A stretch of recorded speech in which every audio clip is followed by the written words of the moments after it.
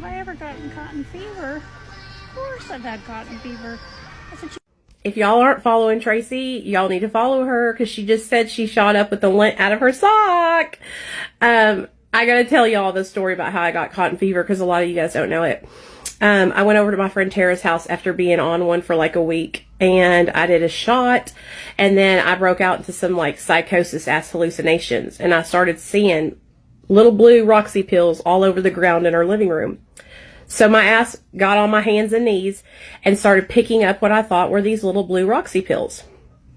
I went over to the kitchen, put whatever I got off the floor into the syringe or into the spoon, and mixed it up, drawed it back, and shot it up. Next thing I know, like literally 2 minutes later, I swear, whole face starts sweating, right?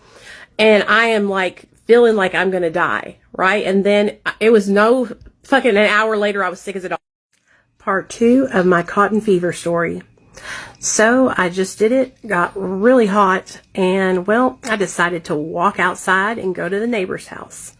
The neighbor noticed that I was fucked up, y'all. I was like, can't nobody take my pride. Can't nobody hold me down. Oh no, I got to keep on tweaking.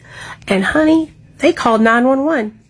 The popo came and they said, damn, this girl's messed up. So they called the ambulance.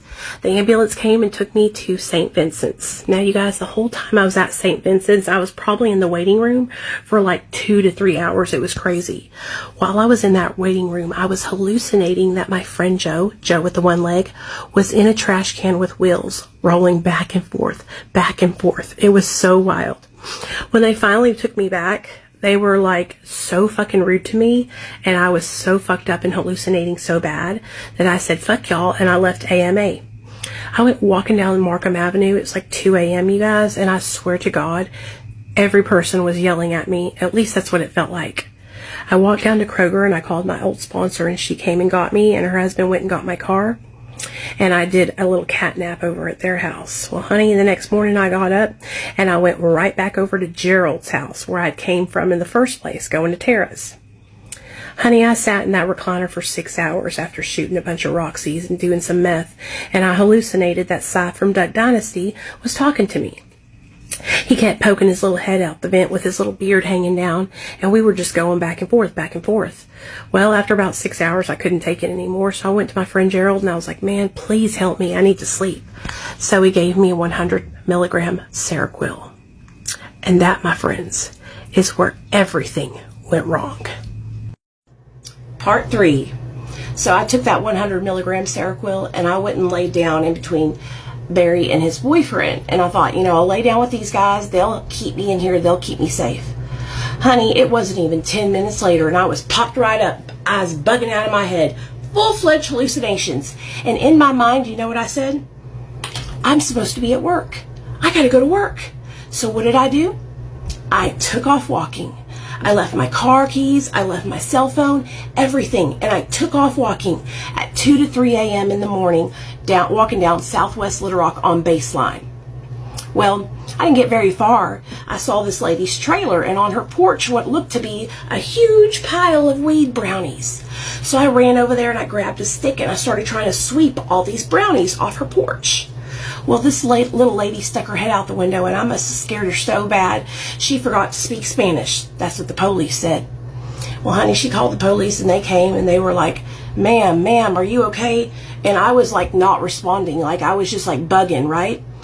I thought they were pulling their guns on me. I was dipping and dodging, all this shit. So they got my phone and they called my mom and dad. My mom and dad said, she's a drug addict, she's really in bad shape, please take her to the emergency room.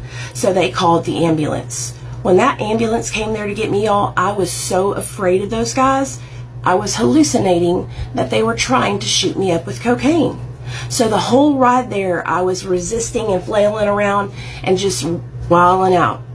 We finally got to the emergency room, and they put me in my own separate room, and the doctor kept asking me, did you do bath salts? Did you do bath salts? And I was like, no, I shot meth, Roxy's, I've done some Xanax, I took some Seroquel. I just told him what all I'd done. He gave me a shot of Thorazine and Haldol, and that's when my hallucinations got so fucking real that I stood up and I started licking the walls.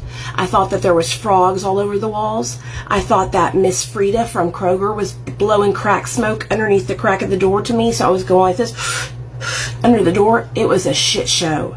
Well, about 20 minutes later, they came back in with another round of Thorazine and Haldol, and they gave me another round.